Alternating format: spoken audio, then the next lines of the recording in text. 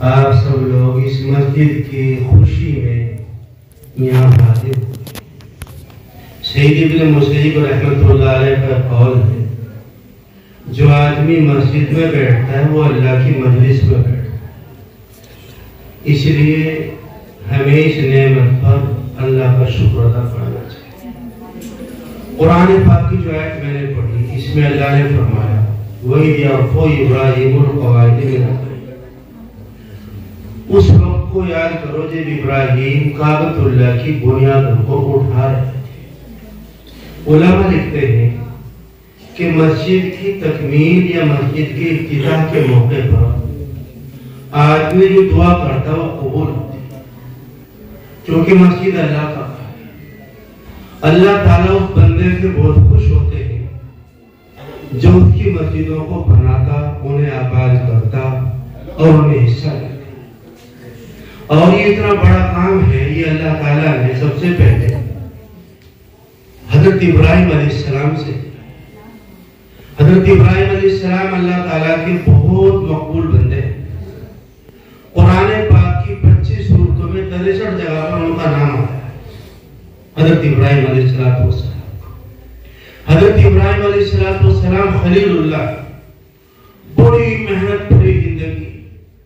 ہمارے دوست قاری فرقان صاحب محنتیں کرتے پھرتے ہیں، دھکے کھاتے پھرتے ہیں، کبھی اس جگہ پر کبھی اس جگہ پر، کبھی کپڑے میلے ہیں، داڑھی الجھی ہوئی ہے، پیٹ بھوک ہے، پریشان ہے، مگر کام میں مگن محنت ہے، ابراہیمی کام۔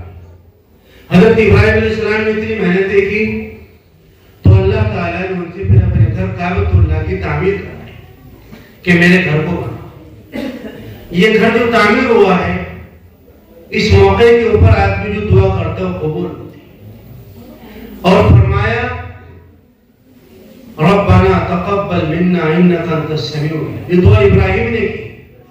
مسجدیں بہت ہیں، پنجاب کے علاقے، ہریانہ کے علاقے میں دیکھ کر آیا ہوں کہ ایک شہر میں 300 مسجدیں، پانی پت میں 350 مسجدیں تھیں۔ دعا کرنے سے ربنا تقبل منا انک انت السمیع العلیم، اے اللہ ہمارے اس عمل کو اپنی بارگاہ میں قبول کر دے۔ یہ دعا کس نے کی؟ حضرت ابراہیم علیہ السلام نے دعا کی، اے اللہ قبول کر دے اس کو، اگر قبول نہیں تو سارا معاملہ گڑبڑ ہے۔ انک انت السمیع العلیم، یہ کہا کہ اللہ دیکھنے والے ہیں، سننے والے ہیں، جاننے والے ہیں، میرے آپ کے دل میں کیا اللہ تعالیٰ کو اس کا پتا ہے۔ ابراہیم علیہ السلام نے کعبۃ اللہ کی تعمیر کی تو میں نے کہا دعا قبول ہوتی ہے، جب ابراہیم نے دعا مانگی اے اللہ اس کعبۃ اللہ کو قیامت تک آباد رکھنے والی قومیں رکھنا، جو قیامت تک کی کعبۃ اللہ آباد رہے، اس کا طواف ہوتا رہے، نمازیں پڑھی جاتی رہے، پورا لوگ اس کا احترام کرتے رہے۔ یہ دعا کی ہم بھی دعا کرتے ہیں کہ تا قیامت اللہ تعالیٰ اس مسجد کو آباد رکھے۔ یہ مسجد کی ظاہری چیزیں ہیں جو کی گئی ہیں، اس کی حوصلہ افزائی کی گئی۔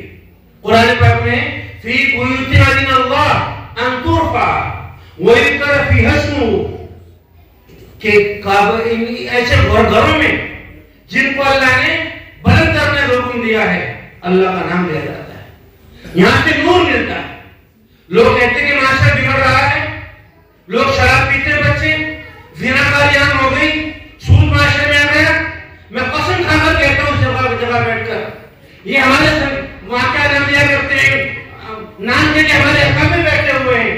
میرے استاد گرامی مولانا ناظم صاحب ندوی یہاں موجود ہیں، قاری شیخ صاحب جامعہ سمیہ کے مدیر ہیں، میرے دوست بہت ساری کتابوں کے مرتب مولانا سلیم صاحب ہیں۔ میں کہنا چاہتا ہوں اگر اس معاشرے کی اصلاح چاہتے ہو تو مسجدوں سے جڑو، مسجدوں سے نور ملتا ہے، روشنی ملتی ہے، طاقت ملتی ہے۔ آج معاشرہ مسجدوں دور جا چکا ہے، معاشرہ مسجدوں سے کٹ گیا۔ آج بچے موبائلوں میں آ گئے، غلط جگہوں پر چلے گئے، شراب خانوں میں بچے چلے گئے۔ آج مسجد، اور یہ مسجد نہیں، حدیث شریف میں آتا ہے اپنے گھر کی مسجد بھی بناؤ۔ حضرت عائشہ بیان کرتی ہیں رضی اللہ تعالیٰ عنہ، آقا نے ان سے فرمایا گھروں میں بھی مسجدیں بناؤ، گھروں میں مصلی بناؤ، یعنی کہ آپ کا ڈریسنگ روم ہے یا آپ کا ویٹنگ روم ہے یا آپ کا ایٹنگ روم ہے یا آپ کا خوش روم ہے یا آپ کا گوبر روم ہے یا آپ کا لکڑ روم ہے یا آپ کا ٹرکر روم ہے اور نماز روم وہ گھروں میں بننے چاہیے. ایسی جگہ کم سے کم جہاں ہماری عورتیں صحیح طور پر نماز پڑھ سکیں. حدیث پاک فقہ کی کتابوں میں گھر کی مسجدوں کا ذکر آتا ہے. تو دعا کی کہ اللہ اس کو آباد رکھے تا قیامت تک. پھر دعا اور مانگی ربنا وجعلنا مسلمین لک ومن ذریتنا امة مسلمة لک. اے اللہ قیامت تک میری نسلیں بھی اس گھر سے جڑی رہے, میرے گھر میں توحید رہے, میرے بچے گمراہ نہ ہو. یہ دعا ابراہیم نے مانگی, خلیل خدا نے مانگی. 12-13 پیغمبروں کو چھوڑ کر سارے پیغمبر جن کی اولاد میں انہوں نے مانگی. تو ہمیں بھی دعا کرنی چاہیے. ایسے بہت سے لوگ ہیں دنیا میں جو پوری جگہ خریدوا دیں گے, آپ کو پورا مدرسہ بنوا دیں گے, مسجدیں بنوا دیں گے, مگر نسل مسجدوں سے جڑے یہ مشکل کام. اس لیے ہم دعا کریں کہ اللہ ہمارے بچوں کو بھی تب قیامت اس مسجد سے جوڑ کر یہ مسجدوں کے غلام بنو, ان کے خادم بنو. حدیث شریف میں آتا ہے جو آدمی مسجدوں کا کوڑا باہر پھینک دیتا ہے اللہ تعالیٰ اس کو جنت میں داخل کرے گا. جو آدمی مسجدوں سے محبت کرتا ہے وہ قیامت میں اس کے سائے میں ہوگا. آپ کا دنیا میں کوئی کام نہ ہوتا ہو, لوگوں نے کہنے کا ہونے والا نہیں ہے. ہمارے در تشریف لے آئیں اور بات پوری ہوتی ہے. میں عرض کرنا چاہتا ہوں کہ اس موقع پر آپ اس دعا کے ساتھ اپنی کہ اللہ ہمارے بچوں کو اس میں جوڑ, اللہ تعالیٰ عمل کرنے کی توفیق عطا فرمائے. آمین یا رب العالمین.